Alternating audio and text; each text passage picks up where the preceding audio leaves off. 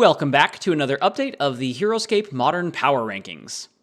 This update is from April 2026 and coincides with the newest wave release from Renegade Games, the Gathering Storm Wave, which sees us add 5 new figures to Heroscape, and I'm also updating one other figure's power ranking as well this update. So without further ado, let's hop on into it. Let's start with the one figure for whom I'm changing the power rankings of, and that is Tornak. I'm moving Tornak up from a B- to a B, not because I think anything new changes his best army, but because when I was looking at another unit that we'll get to later, it made me think that Tornak was probably just one tier too low, so I decided to bump him up from B- to B in the process of this update. Now, let's hop over to the new units that we got from this release, and let's start with the one that made me rethink Tornak's power ranking, the Ramasaur Raider. The Raider is a common hero that is an Orc champion, which means that he bonds with in Classicscape, Heavies, and Blade Gruts, as well as the yet-to-be-released Chain Gruts. 7 move gives Ramasaur Raider some nice flexibility, and he gets a movement boost if he's attacking a figure that he wasn't adjacent to start that turn. He also has an odd form of semi-counter-strike, where if exactly the right number of defense dice were rolled, then both figures receive 1 wound. He's far from the best Orc Bonder option out there, but for only 35 points, he's a nice way to have a bonding filler option for Orc armies at various different point levels, so I think he is a solid figure, even though he's probably not present in the best versions of those builds at the perfect point totals. Now let's take a look at the Chain Gruts, the new squad that he bonds with. Chain Gruts are a 4-person melee bonding squad with 2/3 base stats, and they're able to bond with Orc champions or any Voleric champion, which gives them a pretty wide range of bonding options, to be honest. They also have a power that lets them reroll 1 attack dice that was not a skull, which in practice means they have close to an attack of 3. Probably the best thing for the Chain Gruts is that, like the Romans, they're going to be able to have access to bonding ranged options. Specifically, the various Volerac ranged heroes that we've already gotten that are champions. That list currently includes Zed Nesbit, Imperator Kane, and Wing Commander Tuck Harrigan. So that's 3 different bonding ranged options that they have access to, as well as all the traditional Orc bonding options. However, they aren't able to get the +1 attack and defense boosts that Grimnak and Tornak are able to give the Heavies or Blade Gruts, which means that they're not going to be quite as good with those traditional bonders, and are probably going to see more play with the newer bonders that Renegade has produced. I went ahead and put these guys in as a B unit in addition to the Ramasaur Raider. I think that Ramasaur Raider also is a really good filler bonding option for them, where you maybe have 1 or 2 of the ranged heroes, and then also a Ramasaur Raider or 2 who are able to grab glyphs or hit a really important target once or twice in a game. All in all, I think this is going to be a very solid bonding melee army that's able to fit in here at the B tier, but not one of the elite ones in the same way that, say, Heavy Gruts already are with Grimnak and Narak. Next up, we have another unit that I'm slotting into the B tier initially, which is going to be the Rannoch Vipers. The Rannoch Vipers are a 50-point, 3-person common ranged squad. They have 0 defense, like the Venic Vipers traditionally, though they do get 2 defense when they're defending against a ranged attack. While this boost is nice, 2 defense is still very weak, and so it's not going to help them survive that much. They have an attack of 2, but when making a melee attack, their defender has to reduce their defense by 1. So it's a little bit of a stronger melee attack, though when it's a ranged attack, they should be able to manipulate having high ground a lot of the time, especially if they're attacking a non-ranged figure.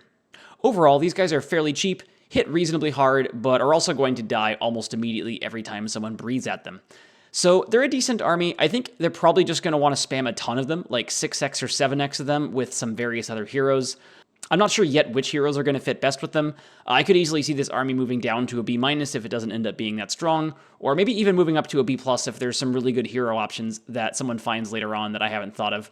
Though I think B is a fairly safe bet for now, and I think it's more likely they end up going down than going up. But that's just my supposition at this point in time.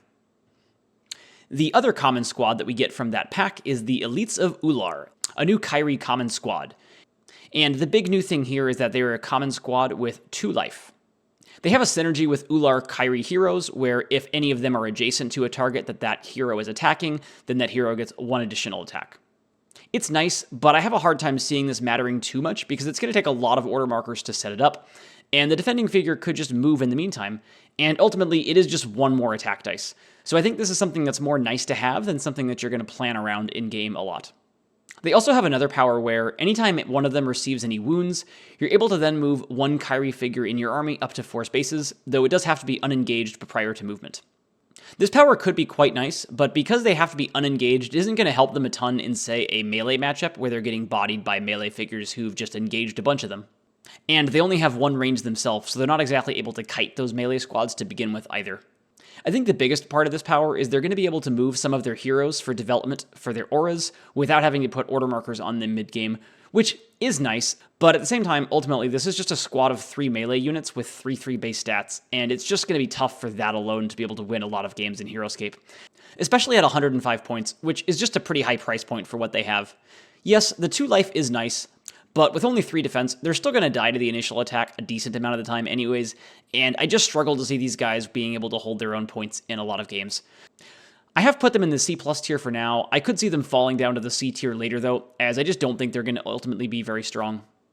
And that now brings us to the last figure from this release, the promo figure, Savaris 2.0, which I think is going to end up being the strongest figure from this wave, though it definitely could end up being the Chain Gretz instead. New Savaris also has 4 life and 9 range, just like old Savaris, but has 1 attack more for a base attack of 4. Instead of having a static double attack, New Savaris gets a number of attacks that are dependent on the range that you're using for that turn. So if you want to use the full 9 range, you're only going to get 1 attack. If you want to limit that range to 6, then you get 2 attacks. And if you want to drop that range down to 3, then you get 3 attacks. So effectively, as a ping shot from a long ways away, you get less attacks, and then when the enemies have gotten closer, you get more attacks.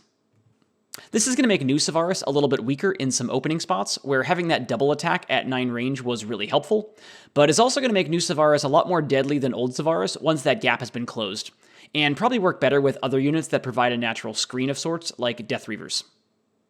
New Savaris is also 10 points more. While I think they have somewhat different roles, I do think they're both fairly good, and close enough in power level for now that I just put them in the same tier that Old Savaris was in, which is the B+ tier. I definitely could see one of them shining over the other in the long run, but for now, I think it was simpler to just put them in the same tier, and then see which armies end up wanting to use one over the other, and potentially reevaluate later on down the line. And that's all the new units from this release. I hope this was a fun and helpful overview of the rough power levels of some of these units, and I hope they end up being a fun addition to your Heroscape collection. Let me know which power rankings you agree or disagree with in the comments below. Until next time, peace y'all.